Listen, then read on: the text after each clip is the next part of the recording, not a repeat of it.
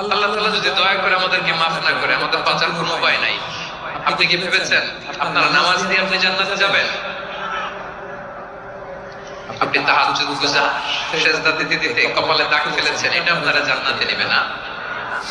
আপনি এলাকার সবচেয়ে বড় হাতের তাই দানশীল, এই দানের ভরসায় বসে আছেন। কশিন কালো আমাদের নামাজ, আমাদের রোজা, আমাদের ইবাদত, এগুলো কি মিজানের পাল্লায় উঠালে কোনো ওজনই হবে না।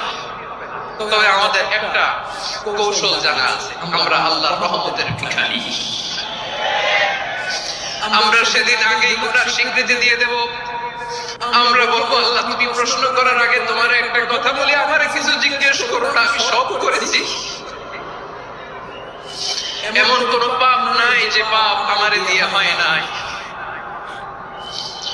তোমার রহমত দিয়ে তুমি জান্নাতে পাঠাবা, তোমার দয়ায়